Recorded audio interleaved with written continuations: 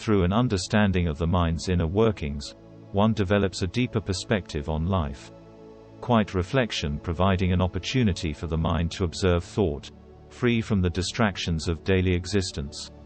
The ability to quiet the mind's internal dialogue, providing an opportunity to explore the world within. While it may prove difficult at first, eventually the mind will adapt to various attempts to settle it. The ability to achieve a state of stillness regardless of external influences, proving a genuine test of the will.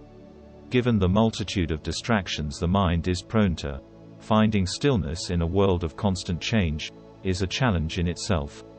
The weight of worldly responsibilities often hindering the development of cultivated thought. In the absence of worldly responsibilities, the mind is free to explore an infinite range of thought forms.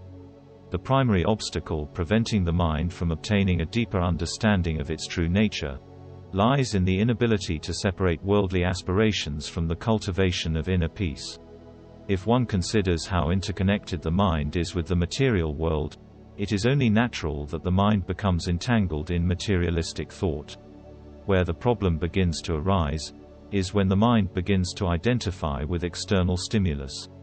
The tireless pursuit of sensory stimulation preventing the mind from turning its attention towards the cultivation of its own soil.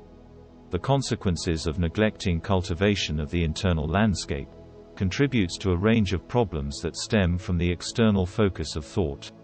By consciously directing thought towards aspirations of a higher nature, the mind will begin to detach itself from worldly influences. The materialistic mindset becoming less influential in decisions regarding one's own well-being. Though conscious detachment is by no means a denial of the material world. It is simply an acknowledgement of the limitations one will encounter over the course of a lifetime. Considering that each of us is grounded in physicality, the challenge lies in the attempt to overcome the demands of physical existence, to gain a deeper understanding of the mystery all mortal beings are part of. With most of one's time dedicated to the pursuit of material attainment, the vigorous nature of the intellect is subdued by the weight of economic concerns. Although the mind actively seeks tranquility, the pressures of modern life inhibit the development of its true nature. Due to limitations imposed upon the individual, cultivation of internal aspirations will naturally be subdued. For the obligations of collective society require an individual's primary focus. The subjugation of free will, a crucial part of the process. The internal conflict arising as a consequence of focusing upon worldly matters that lie beyond one's sphere of influence. By neglecting the mind's natural curiosity, thoughts will eventually become stagnant.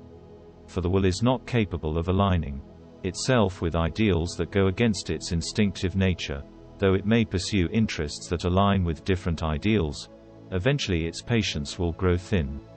For the will acts much like a compass, pointing the mind towards ideals that align with its best interests.